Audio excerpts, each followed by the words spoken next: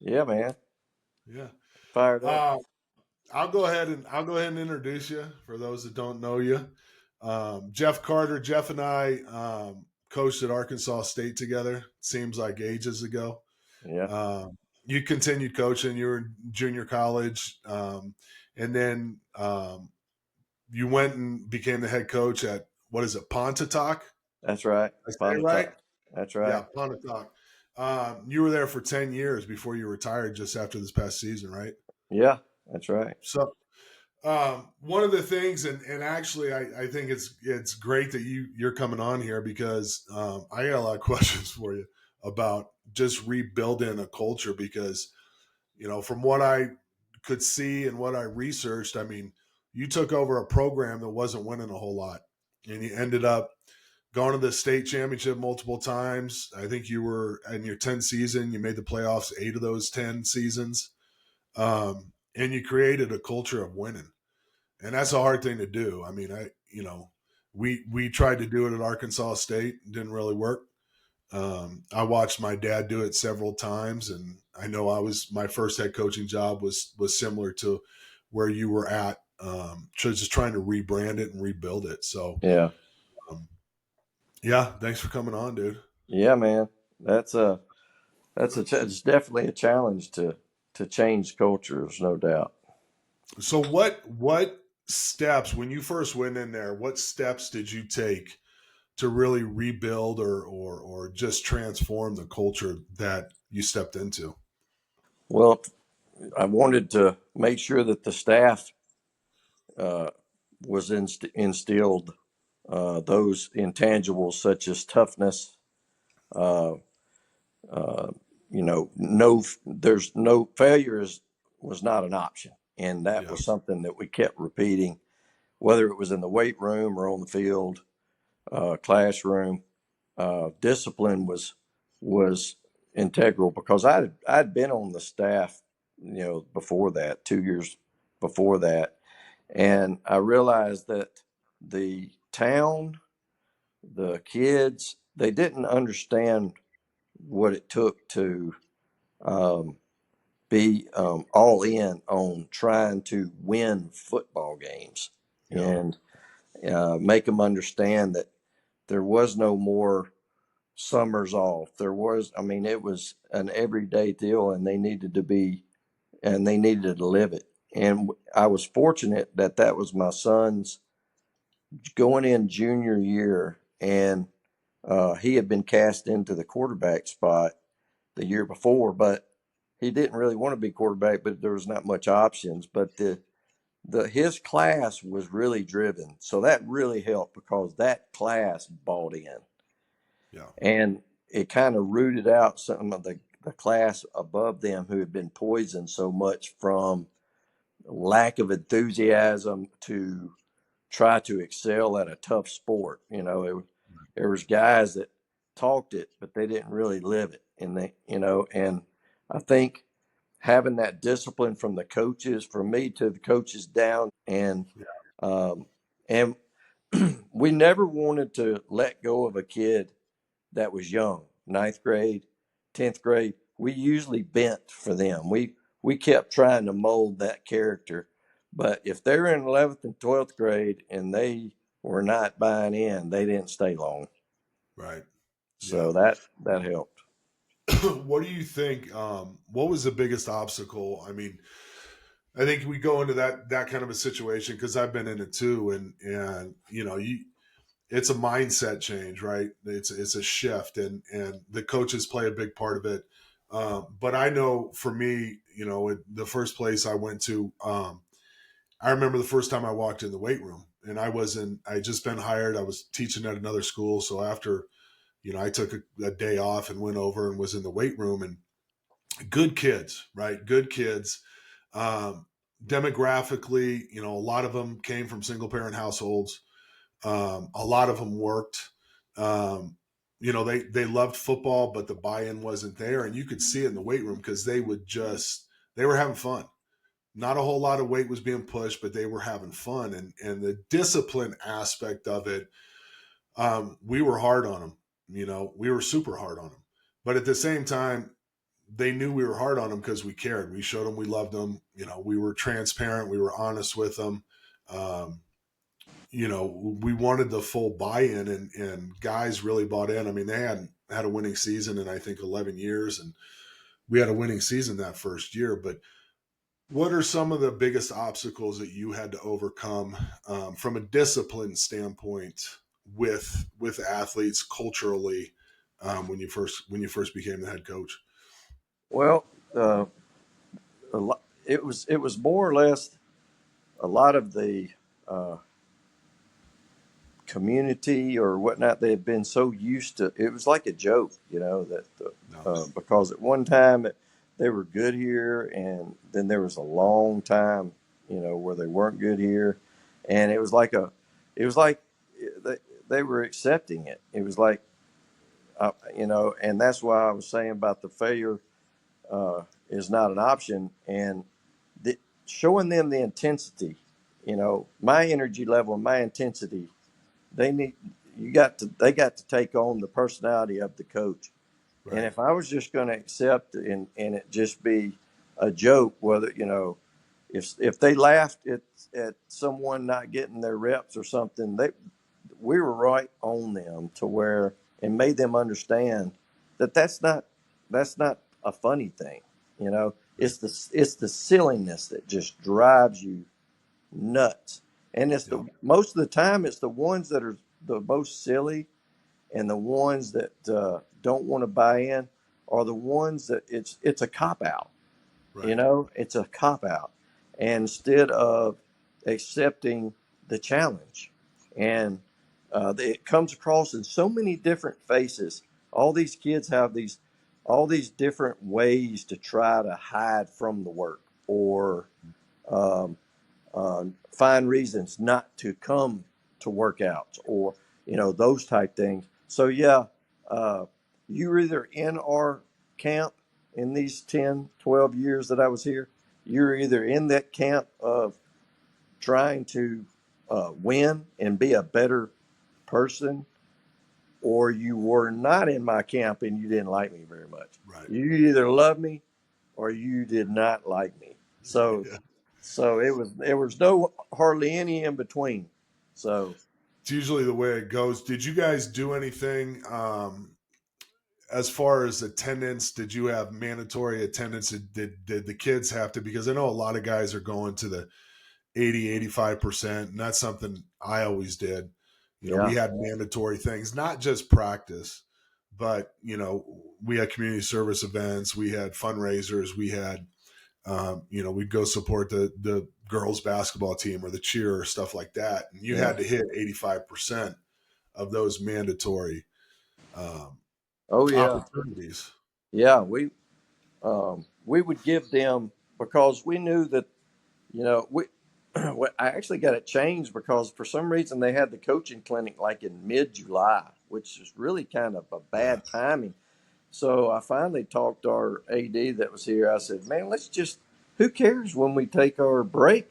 Let's take it right. right at July 4th. That's when everybody wants to go on vacation." So we would hit it in June for 4 weeks, and Uh, then we would have that fourth off. We would have Memorial Week off. We would have fourth off, and then we'd have the week before the season. And then you had 5 days. You had 5 days that you could miss, and without penalty. And if you went to any camps, any sport camps, any 707, any of that, that counted as a workout.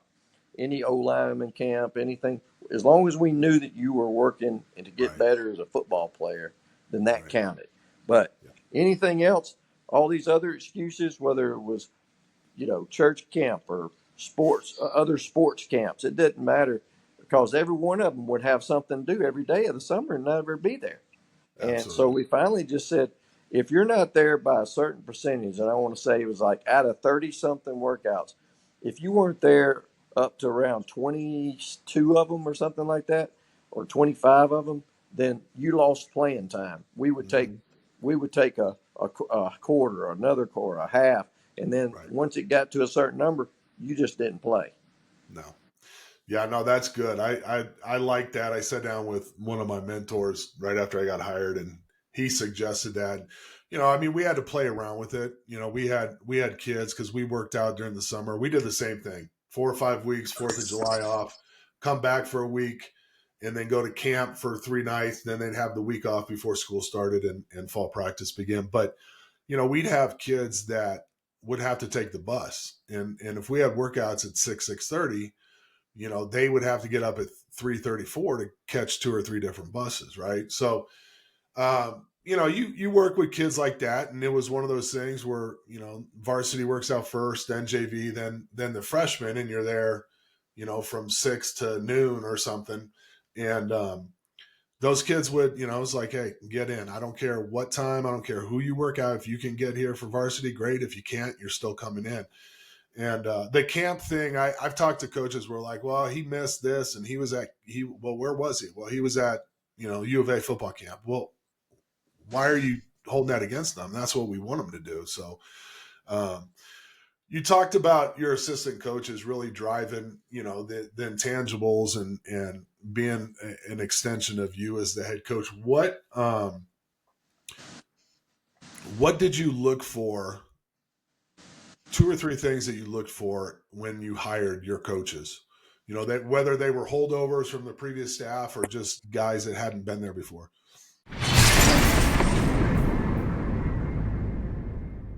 This episode is brought to you by Club Faction and the Tour Team Crucible, a 6-hour fully immersive experience designed to strengthen team bonds, reveal leadership, and test how athletes respond to adversity. Delivered by combat-tested veterans and sports professionals, it is tailored to your team's unique goals. Instill accountability, inspire growth, and elevate your team today. Go to clubfaction.com and click on the tour for more info.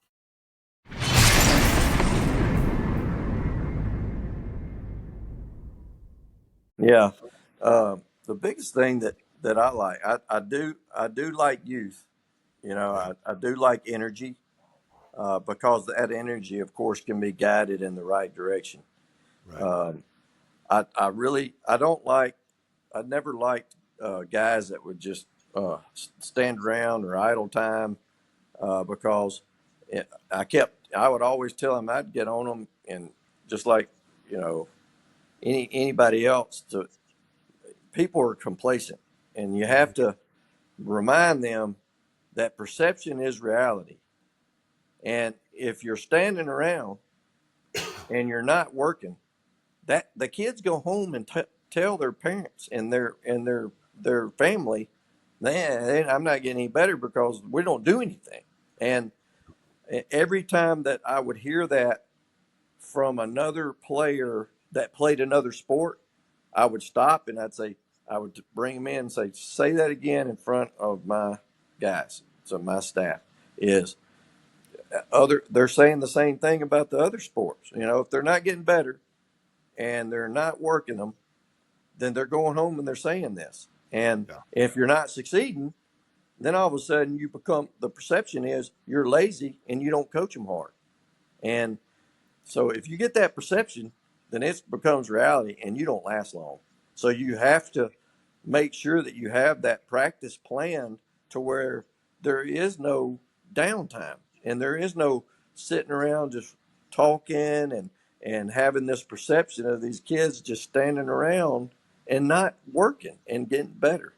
And if you don't plan that practice that way, then your coaches get complacent. I make a long-standing joke is cones. You can either be a coach or a cone. Yeah. So I can either hire a coach that's going to coach, or I can fire a cone. One of the two. Yeah. you know.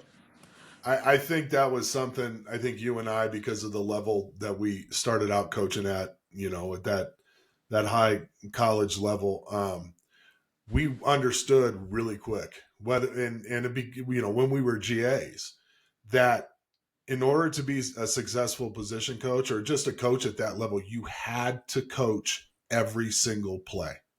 You had to say something every single play, whether it was a correction, which it usually was, and turn it into a positive. But you had to coach every single play, and I think that was what I struggled with because I had some really good coaches, right? And I'm sure you did too. But it was like you need to coach them every play. If you're the running backs coach, you need to coach his footwork. You need to coach, his hips. You need to coach his eyesight. You need to coach, all that stuff.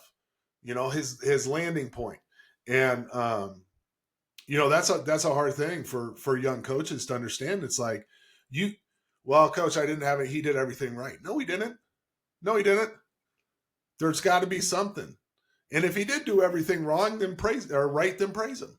I mean, I can remember multiple times at Arkansas State. I mean, we were on opposite sides of the ball, but I remember you running down, DBs in practice. Literally running 25, 30 yards to go correct them, talk to them, jump their butts or something. And it's a hard thing. And I like that. Either coach or be a cone.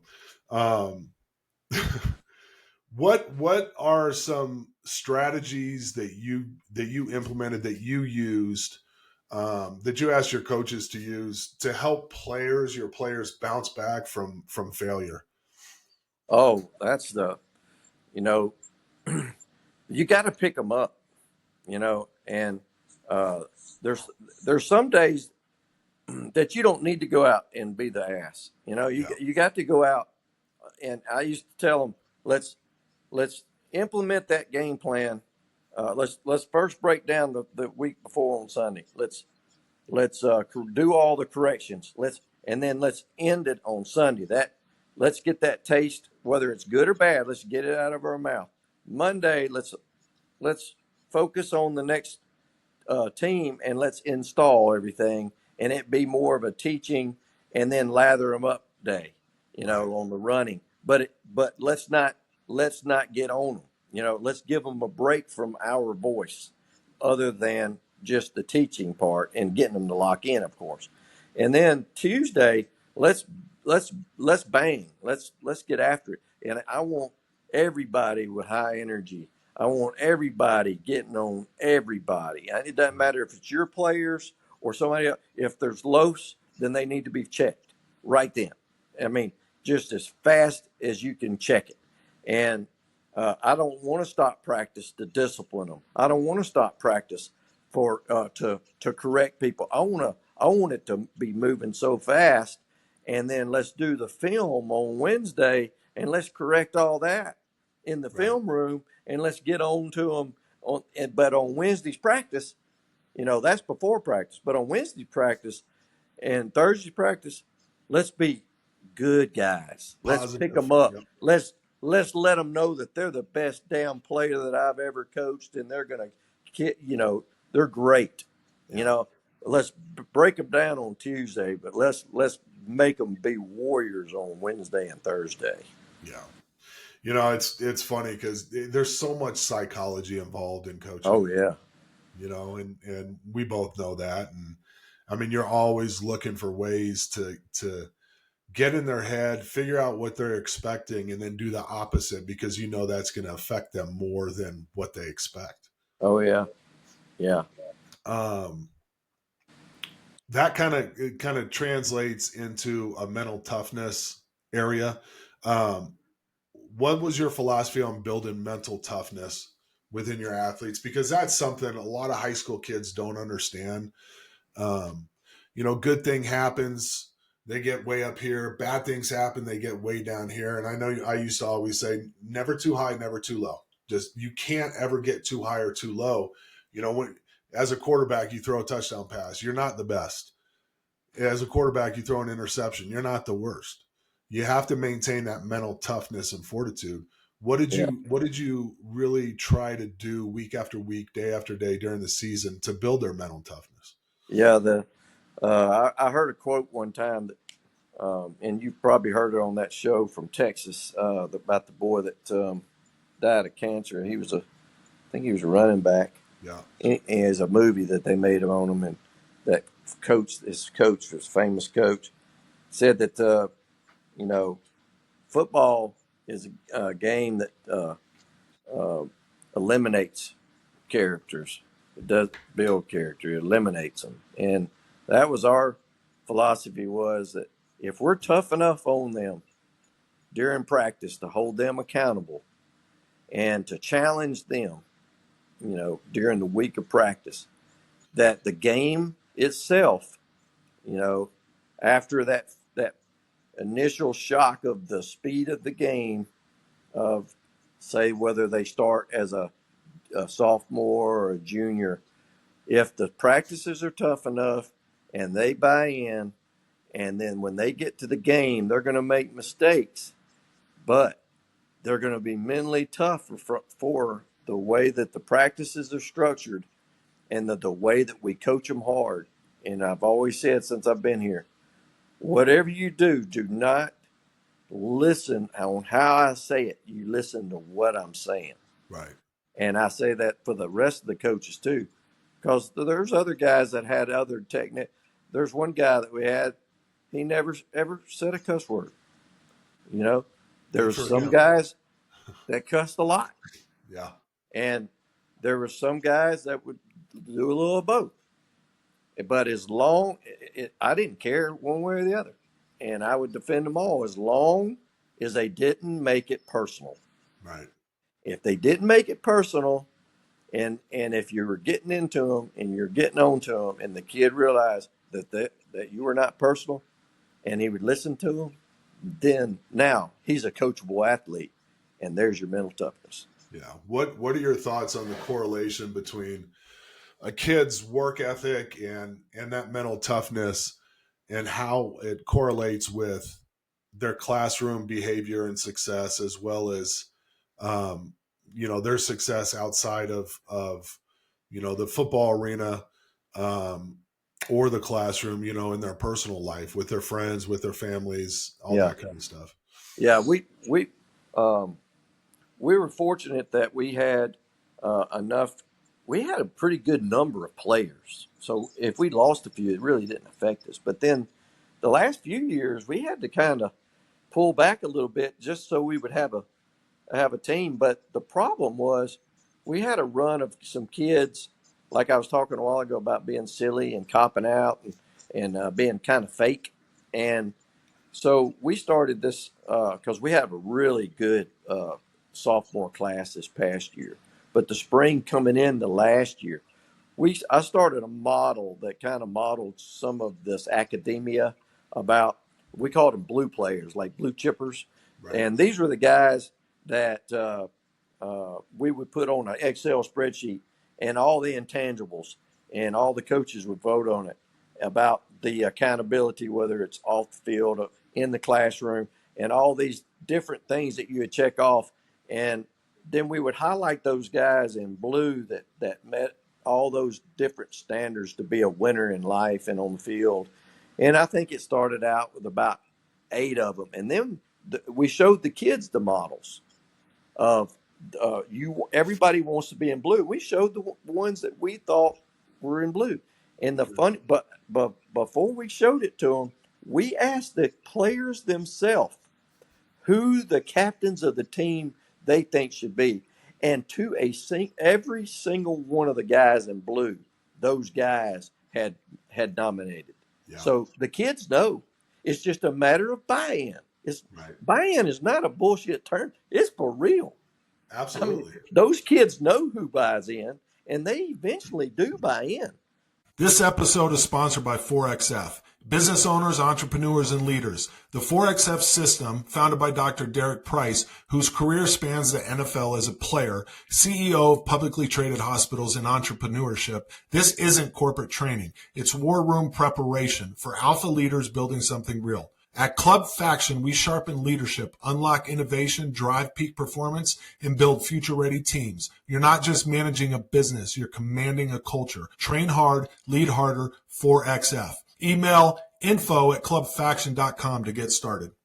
So that leadership factor, whether they do it vocally or physically, either one, they know the ones that have bought in and that can lead.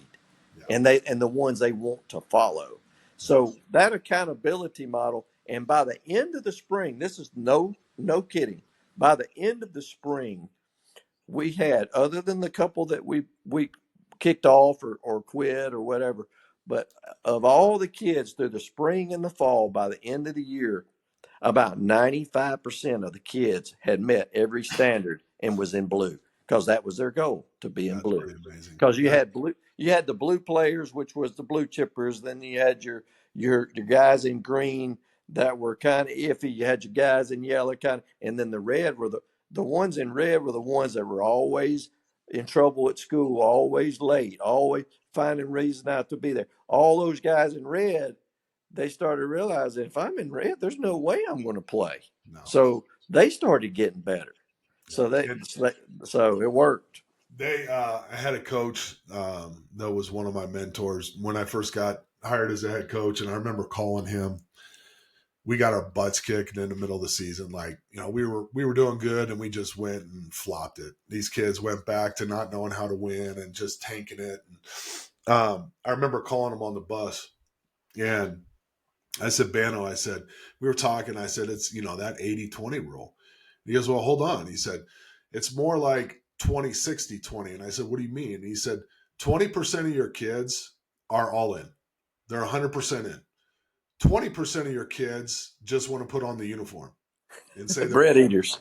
And then 60% of those kids can sway each way. It just depends on how strong your leadership is. So it can be 80-20, but so it made me realize how important those leaders were. And we already had a leadership council at the time, but I took that leadership council and it went from here to about here Yeah. because everybody knew, just like you said, who those guys were. And as coaches, I think there's a lot of coaches out there that say, well, this guy's our leader because he's our quarterback. And this guy's a leader because he's a senior. And this guy's a leader because he started since he was a sophomore. That doesn't make them leaders. Your kids know who the leaders are. And you can watch them in the weight room. You can watch them at practice. You can watch them at lunch. And you can find out real quick who kids gravitate to because those are the leaders, right? Right. I mean, I've had many quarterbacks, and I know you have too, where a good kid, decent player, and you go in at lunch and he's over there with his girlfriend and it's day after day after day after day. Or he's hanging out with people that don't play football. Nothing wrong with that. But when it's time to lead, his teammates going to look at him. Right. But that's a great, I was going to ask you about team building and that kind of goes into it, but that's a great format to really evaluate your kids. And again, I think the transparency of it is key as well. Right. Yeah. The transparency. We did I had one of the coaches who's really good with the slides and everything, and we just started talking about all the different things that we thought was integral for a program, and I wanted all these guys, these coaches, to talk about each one in depth, whether it's accountability, toughness, all these intangibles. But then, kind of like a classroom, you want to kind of teach it because we needed that character building because we had some talent, but Yeah. they needed to be better people, and they started seeing it and buying in. And the funny thing is, one of the best compliments that I've heard yet, and this was just in passing from a guy that was an equipment guy for both of us. So when this guy came in, he mentioned to me the other night, he said, he said, the big difference that I've seen since I left my school to come to this school is all these kids are yes or no, sir, no excuses, and Yeah. they just work. He goes, Yeah. I don't know how good they're going to be, but it's yes or no, sir, and no excuses. And that's an accomplishment for our coaching staff Oh, for the last few absolutely. years, and that's we don't get very many compliments, so it's pretty good to hear that. And it's always funny because you go into an interview for a head coaching jobs and inevitably the question comes up, right? In every single head coaching interview I've ever been in, they talk about how are you going to build character. And this is why we created our character development program. It's got 39 different character traits, and it's a compounding week after week, and it's a daily. You actually, these kids are doing daily actionable items to build on certain character traits. And And I think every coach talks a good game about character. I think very few coaches actually have a process in which they try to develop it. Um, because let's face it, especially nowadays, I mean, with social media, Oh you know, gosh. keeping up with the job, I mean, it's bad, right? Mm. And trying to develop that character, coaches, you guys have to find a way to implement daily actionable items that these kids are doing. And it sounds like you guys did it. I mean, you use your coaches to talk about it, and like you were saying with the PowerPoints and the slides and stuff like that. Last question I have for you, because I think this is pretty important, and we all have different ones. But were there certain character traits or values that year after year that you really focused on and made sure that the kids, um, really understood what your ethos was, I guess, based off your values? What values drove your program? Um, well, I think one is the care factor, Yeah. and of course, ours was got to give a shit, you Yeah. know, and that was that was it. And I said, if you don't have any gas towards your teammates, then they're not going to give you any gas back. No. And I if you have that gas factor of caring about the people around you, whether it's coaches or players or community, um, then you'll get it back. If you show everybody how much you care, you'll get it back. Yeah. And I've heard all these different quotes and stuff, but a lot of times, like you said, a lot of times people just talk that stuff, the acronyms and all this kind of stuff. But the biggest thing is holding them accountable to that. Don't tell me you care. Yeah. Show Show me me. you care. Yeah. Show me you care. You know, don't talk all this other noise. You're not gonna fool anybody, and that goes for coaches too. Absolutely. Young coaches, they gotta be held accountable. You're not gonna fool me. You gotta know. I gotta see that you care to do the little things. And these young guys get in it, and they just want to get out there and they want to get on the board and talk ball. What about the grass and the paint and the field house and being in there and making sure that those guys are actually lifting right instead of talking to each other. You know, I want to see the work. I don't Right. want to. I don't want to hear how good a coach you are. I want to see how good you Yep. are. Well, that includes, film breakdown. That includes game night, what your responsibilities are. That includes, making sure that you're following up with your kids daily and checking on them, Yeah, coming in after practice and checking on their attitude. yeah. Um, building that relationship, and I think a lot of high school coaches, assistant high school coaches, and head coaches, you know, just want to go out on the field and be out on the field, and they're Be good when seen. they're good when they're out there. Yeah, they're good Yeah, when they're out there, but you know, and that's the hardest thing. And I think you would agree as a head coach, you know, you're managing people, and you're managing hundreds and hundreds of people, including grown men. that's right. And Yeah, yeah. And you're well, not brother, always you're not always going to be talked good about when you do that. When you hold no, them accountable, it's like I told them when I first took over. I said, guys, we need to be in this hallway when they get here, yep, and we need to be with energy because they're just coming out of classes they don't want to be in. They got problems at home. They got problems that they brought on themselves. We got to make those problems go away as soon as they yep, get here, whether that's through getting in their face or whether it's patting them on their butt, whether it's hugging them, putting your arm around them, you know.